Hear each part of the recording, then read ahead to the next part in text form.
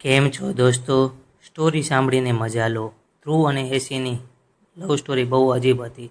બંને એક જ કોચિંગ ક્લાસમાં હતા, પણ ક્યારેય સીધી વાત નહોતો કરી શકતા. ફક્ત નજરો મળતી અને પછી ચોરીથી સ્માઇલ. એક દિવસ ધ્રુવના વોટ્સએપ પર મેસેજ આવ્યો, તું બ્લુ શર્ટ પર વધારે સારો લાગે છે. ધ્રુવ તરત સમજી ગયો, આ એસી જ હશે. એ દિવસ પછી બંને વચ્ચે ચેટ શરૂ થઈ. ધીમે ધીમે ફ્રેન્ડશિપ, પછી લેટ નાઇટ કોલ અને આખરે લવ. પણ એસીની એક આદત હતી, જ્યારે પણ દિલની વાત લખે પછી થોડી વારમાં જ મેસેજ ડિલીટ કરી દેતી. This message was deleted. Dhruv હંમેશા પૂછતો, શું લખ્યું હતું? એસીને હસીને કહેતી, સમય આવશે ત્યારે કહી દઈશ. એક રાત્રે બંને વચ્ચે ઝઘડો થયો. ધ્રુવે ગુસ્સામાં કહી દીધું, શાયદ તું મને સાચો પ્રેમ કરી શકતી નથી.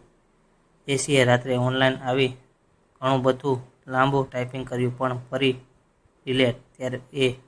ત્યારબાદ ઓફલાઈન થઈ ગઈ. બીજા દિવસે કોલેજમાં ખબર પડી, રાત્રે ઘરે જતા એસીનો એક્સિડન્ટ થયો છે. ધ્રુવના હાથમાંથી ફોન પડી ગયો. થોડા દિવસ પછી એસીની બેસ્ટ ફ્રેન્ડે ધ્રુવને એક ડાયરી આપી.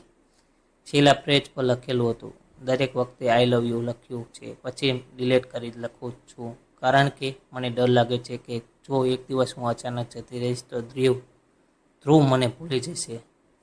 ધ્રુવ રડી પડ્યો અને તરત વોટ્સએપમાં ખોલ્યું. એસીની છેલ્લી ચેટ હજુ ત્યાં જ હતી. This message was deleted. વાર્તા સાંભળીને મજા આવી હોય તો ચેનલને સબસ્ક્રાઈબ અને વિડીયોને લાઈક કરજો દોસ્તો. ધન્યવાદ.